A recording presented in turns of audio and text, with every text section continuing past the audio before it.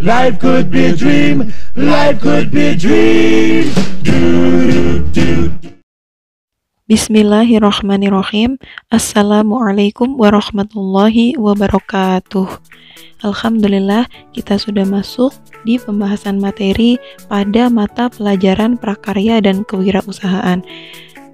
Sebelum memulai pembelajaran, nanti kalian akan memasuki 2 segmen pembelajaran. Segmen yang pertama yaitu tentang pembahasan materi, dan segmen yang kedua yaitu tentang kuis. Nah, langsung saja kita masuk pada segmen yang pertama yaitu pembahasan materi. Nah, mata pelajaran prakarya dan kewirausahaan kelas 11. Pada pembahasan kali ini akan dibahas materi dengan tema wirausaha kerajinan dari bahan limbah berbentuk bangun datar. Sebelum memulai pembelajaran, tentunya harus diketahui terlebih dahulu apa saja tujuan pembelajarannya. Tujuan pembelajarannya diantaranya 1. Membuat perencanaan wirausaha kerajinan dari limbah berbentuk bangun datar. 2. Mengapresiasi keanekaragaman karya kerajinan. 3. Mengidentifikasi potensi kerajinan dari bahan limbah berbentuk bangun datar. 4. Merancang produk kerajinan. 5. Membuat produk kerajinan dari bahan limbah berbentuk bangun datar. 6. Menghitung titik impas. 7. Melakukan promosi. Dan 8. Membuat laporan kegiatan usaha kerajinan. Nah, dari tujuan pembelajaran yang dipaparkan, semoga bisa dipahami dan bisa dimengerti. Lanjut ke bab 1 tentang pembahasan wirausaha kerajinan dari bahan limbah berbentuk bangun datar. Seorang wirausahawan harus dapat memanfaatkan peluang usaha secara sistematis, dimulai dari analisis sumber-sumber peluang usaha secara luas. Persiapan yang dapat bisa dilakukan dalam menganalisis peluang usaha, di antaranya A. Meneliti berapa luas usaha yang akan dipilih. B. Bentuk usaha apa yang akan dipilih. C. Jenis usaha apa yang akan ditekuni. D. Informasi usaha yang akan diterima. Dan E. Ada atau tidaknya peta usaha yang menguntungkan. Selanjutnya, langkah yang perlu diperhatikan dalam menganalisis peluang usaha produk kerajinan bahan limbah berbentuk bangun datar. Langkah-langkahnya apa saja? Yaitu A. Penetapan kelayakan usaha. Dari penetapan kelayakan usaha ini ada beberapa hal yang harus dilakukan. Yang pertama, ada analisis kelayakan teknis. Yang kedua, analisis peluang pasar. Yang ketiga, menentukan segmen pasar. Yang keempat, sumber informasi pasar. Yang kelima, uji coba menjual. Yang keenam, studi kelayakan pasar. Selanjutnya, yang B, analisis kelayakan finansial. Analisis kelayakan finansial merupakan landasan untuk menentukan sumber daya finansial yang diperlukan untuk tingkat kegiatan tertentu dan laba yang bisa diharapkan. Ada 2 langkah dalam menganalisis kelayakan finansial. Yang pertama, penentuan kebutuhan finansial total dengan dana yang diperlukan untuk operasional. Yang kedua, penentuan sumber daya finansial yang tersedia. Nah, yang selanjutnya C, membedakan persaingan. Dalam membedakan persaingan tentunya ada tujuan yang dapat mengembangkan suatu ide dan peluang usaha pada produk kerajinan. apa saja? Yang A. Ide dalam pembuatan produk agar diminati konsumen. B. Ide dalam pembuatan produk agar dapat memenangkan persaingan. C. Ide dalam pembuatan dan pendayagunaan sumber-sumber produksi. D. Ide yang dapat mencegah kebosanan konsumen di dalam pembelian dan penggunaan produk. Dan E. Ide dalam pembuatan desain, model, corak, warna produk agar disenangi konsumen. Pembahasan selanjutnya yaitu sumber daya yang dibutuhkan dalam usaha kerajinan limbah berbentuk bangun datar. Apa saja sumber daya yang dibutuhkan?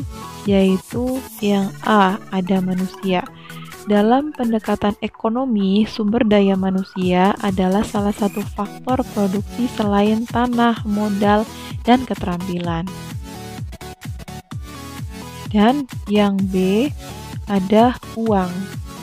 Uang merupakan salah satu unsur yang tidak dapat diabaikan. Uang merupakan alat tukar dan alat pengukur nilai. Selanjutnya ada fisik.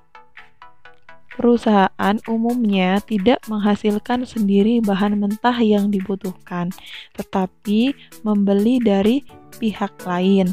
Untuk itu, manajer perusahaan berusaha untuk memperoleh bahan mentah dengan harga paling murah, menggunakan cara pengangkutan yang murah dan membuat proses pengolahan seefisien mungkin.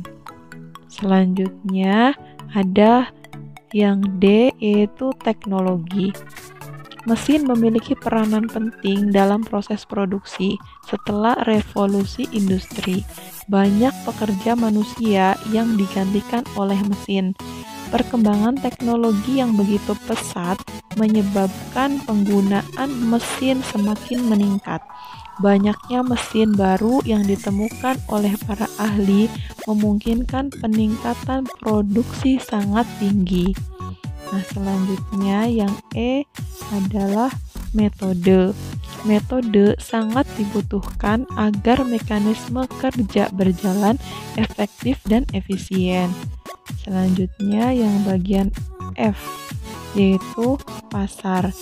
Jika barang yang diproduksi tidak laku, proses produksi barang akan berhenti. Oleh sebab itu, penguasaan pasar dalam arti menyebarkan hasil produksi merupakan faktor penentu dalam suatu perusahaan. Selanjutnya, yaitu perencanaan administrasi usaha kerajinan dari bahan limbah berbentuk bangun datar. Perencanaannya apa saja? Yaitu A. Perizinan usaha. Di Indonesia, pendirian usaha diatur oleh undang-undang, yaitu melalui peraturan daerah dan peraturan dari Departemen Perdagangan serta departemen atau instansi yang terkait dengan bidang usaha yang dijalankan. Dalam perizinan usaha ini ada surat-surat yang harus disiapkan ketika akan membuka suatu usaha, yaitu ada surat izin gangguan atau HO dan surat izin tempat. Surat izin tempat usaha atau SITU dan surat izin usaha perdagangan atau SIUP. Selanjutnya yang B, surat menyurat. Kegiatan surat menyurat adalah salah satu kegiatan dalam bentuk hubungan dengan pihak lain, seperti pemasok dan pelanggan. Nah, selanjutnya yaitu pencatatan transaksi barang. Secara umum, bukti transaksi perusahaan itu terbagi menjadi dua, yaitu bukti transaksi intern dan bukti transaksi ekstern. Bukti transaksi intern itu ada dua macam, yaitu bukti khas masuk dan bukti khas keluar. Nah, sedangkan bukti transaksi ekstern itu ada beberapa macam yang diantaranya ada faktur, kwitansi, nota debit, nota kredit, dan cek. Nah, selanjutnya yang bagian D, pencatatan transaksi keuangan. Pencatatan transaksi keuangan dicatat dalam laporan keuangan yang disusun secara berkala. Berdasarkan standar akuntansi keuangan tahun 2007, laporan keuangan terdiri dari 4 item. Yang pertama adalah laporan laba rugi. Yang kedua, laporan perubahan modal. Yang ketiga, neraca. Yang keempat, laporan arus kas. Selanjutnya, yang F yaitu pajak. Setiap wajib pajak harus memiliki NPWP atau nomor pokok wajib pajak, yaitu nomor yang diberikan kepada wajib pajak sebagai sarana dalam administrasi perpajakan yang dipergunakan sebagai tanda mengenal diri atau identitas wajib pajak dalam melaksanakan hak dan kewajiban perpajakannya. Selanjutnya yaitu tentang perencanaan pemasaran usaha kerajinan dari bahan limbah berbentuk bangun datar. Apa saja perencanaannya? Yaitu ada beberapa hal penting yang berkaitan dengan aspek pemasarannya. Yang A yaitu memahami seni menjual. Bagian penjualan merupakan salah satu bagian terpenting dalam sebuah perusahaan. Oleh karena itu, dibutuhkan tenaga jual yang profesional. Harus pula diingat bahwa penjual itu tidak hanya menjual produk atau bisnisnya saja, tetapi juga menjual kualitas produk tersebut. Nah, yang B, menetapkan harga jual. Dalam menetapkan harga jual akan menjual produk dengan harga jual yang mahal akan beresiko produk tidak laku dijual. Sebaliknya menjual dengan harga murah juga akan berdampak pada persepsi konsumen terhadap kualitas produk. Untuk itu, penetapan harga harus disesuaikan dengan target pasar, segmen pasar, dan posisi produk di pasar. Nah, sebelum menentukan harga produk di pasar, perlu dipertimbangkan faktor utama dari jenis biaya yang akan menentukan harga. Ada hal yang harus dipertimbangkan dalam menentukan suatu harga. Yang pertama adalah biaya bahan baku dan supply-nya. Kemudian ada biaya overhead. Kemudian yang kedua tadi ya biaya overhead. Yang ketiga ada biaya tenaga kerja. Nah, kemudian untuk penentuan harga jual produk juga dapat ditentukan dengan 3 cara. Di antaranya yang satu yaitu harga berdasarkan harga pasar, 2 harga berdasarkan biaya, 3 harga berdasarkan titik impas. Nah, yang selanjutnya ada C, menganalisis kepuasan pelanggan. Kepuasan pelanggan adalah tingkat perasaan seseorang setelah membandingkan kinerja produk yang bisa dirasakan dan sesuai dengan harapannya. Nah, ada metode-metode yang bisa dilakukan untuk mengukur tingkat kepuasan pelanggan. Apa saja? Yaitu ada 3. 1. Sistem keluhan dan sasaran. 2. Survei kepuasan pelanggan secara berkala. 3. Ghost shopping atau mystery shopper. Nah, selanjutnya yaitu D. Promosi. Promosi adalah suatu aktivitas yang dilakukan oleh perusahaan guna mengkomunikasikan, mengenalkan, dan mempopulerkan kepada pasar sasarannya. Ada 6 kegiatan dan rencana yang bisa dilakukan untuk mengkomunikasikan produk dan merek usaha. Apa saja? 1. Penjualan personal, 2. Iklan, 3. Promosi, 4. Publikasi, 5. Sponsorship, dan 6. Komunikasi di tempat konsumen yang akan membeli. Nah, sampai di sini pembahasan materi dari bab 1 ini.